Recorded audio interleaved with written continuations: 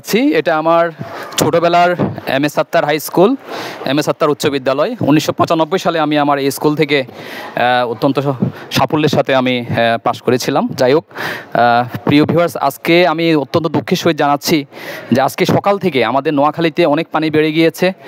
আমি আজকে আমার এই স্কুল, সরকারি প্রাইমারি স্কুল এবং আমাদের ওইদিকে আরও 3টা আশ্রয়কেন্দ্র, মোট 5টা আশ্রয়কেন্দ্রে আমি আজকে ইনশাল্লাহ আমার আল্লাহ আমার মাধ্যমে আমার এই যারা এলাকাতে যারা বন্যা কবলিত এবং এই আশ্রয়কেন্দ্রে যারা আশ্রিত হয়েছেন সবাইকে আল্লাহ পাক আমার মাধ্যমে আজকে দুপুরবেলার খাওয়াটা খাইয়েছেন। আমি গোলাম, আসলে এটা আমার পক্ষে সম্ভব ছিল না। সকাল থেকে অসম্ভব বৃষ্টি ছিল এবং বৃষ্টির ভিতরে সব কিছু অ্যারেঞ্জ করা। আমার ওয়াইফ, সে ডাক্তার, তাকে আমি অসংখ্য ধন্যবাদ জানাই। সে আমাকে যথেষ্ট সহযোগিতা করেছে এই কাজে। আমি ইনশাল্লাহ আমার আল্লাহ আজকে আমাকে যদি সহযোগিতা না করতে হয়তো বা আমি এই কাজটা করতে পারতাম না।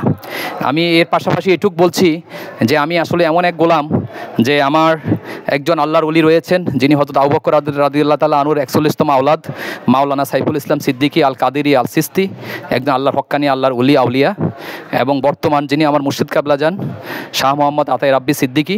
আসলে আমার মনে হয় আমার দরবার শরীফ থেকে, সাইফিয়া দরবার শরীফ থেকে খাস করে দোয়া করা হয়েছে আমার জন্য, এবং আল্লাহ পাক হয়তো সে দোয়াটা কবুল করেছেন, যে কারণে হয়তো সম্ভব হয়েছে আজকে আমি আমার এই এলাকাতে 5টা আশ্রয়কেন্দ্রে আমি খাওয়াটা পৌঁছা দিতে পেরেছি।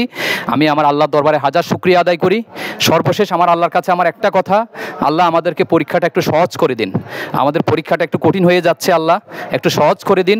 আপনি আমাদের এই বৃষ্টিপাত, আমাদের বন্যাটাকে কমিয়ে দিন, আমাদের মানুষগুলোকে আবার ঘরে ফিরে যাওয়ার জন্য আপনি সুযোগ করে দিন। আমরা এত শক্ত কঠিন পরীক্ষা দিতে পারবো না আল্লাহ, আপনার কাছে সাহায্য চাই, আপনি আমাদেরকে সাহায্য করুন।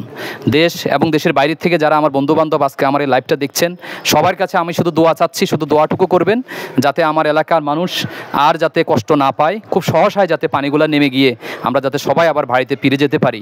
আল্লাহর কাছে সবাই শুধু আপনারা দোয়াটুকু করেন। অবশেষে সবার কাছে দোয়া চেয়ে আমি এখানেই শেষ করছি। আসসালামু আলাইকুম ওয়া রাহমাতুল্লাহি ওয়া বারাকাতুহু।